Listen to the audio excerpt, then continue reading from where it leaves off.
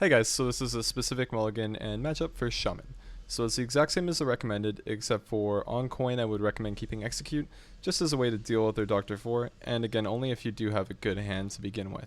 So if you have playable cards like War Axe and Alex Rosa's Champion, keep the Execute too. I mean, I'd love to be able to just deal with a Totem Golem simply, or well, preferably a Doctor 4. But just ways to deal with their overstated minions is always awesome. So keep the Execute, and again, if you curve out well, keep your 3 and 4 drops as well.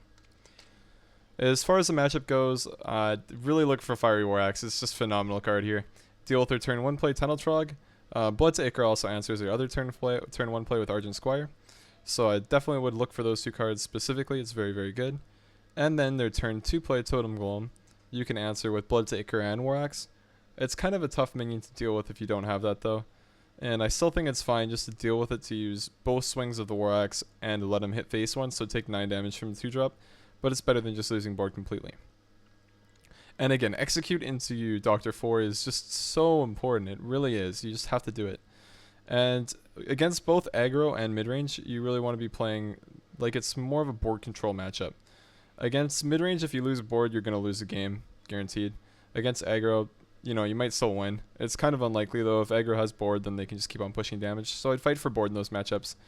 But against the Concede Shaman, so the one with the Earth Elementals, you know, the Ancestral Spirit, the one that just looks for the big taunts, Chilma and stuff, and N'Zoth, then I would really recommend just going face over and over again.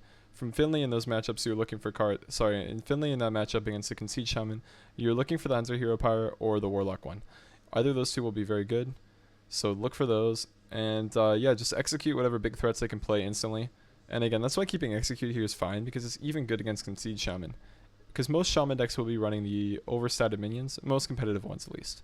So I would recommend keeping Execute and using it against that deck as well. But against the Concede Shaman, you really want to abuse Alex Rosa's Champion and Corcoran Elite. Just go face, and if they don't have an answer, then you got to push more.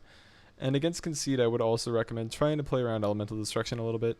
If you can't, you can't. But if you can just hold on to cards, then I would. So like instead of maybe playing a Draconoid Crusher on turn 5, if you already have a big board, then I mean just don't. And sorry, that's on turn 6. But yeah, just look to play around their AoEs as much as you can, although you can't all the time, and try and bait out hexes as well. If you can have cards like Ragnaros stick and knock out hex, you're in a really good spot. Or even later on in the game, if you can use something like Deathwing and that won't be hex, you're usually in a really good spot because then you can just win. But if they have used a hex and they've saved one, and they can use that for Deathwing, then you're gonna lose the game.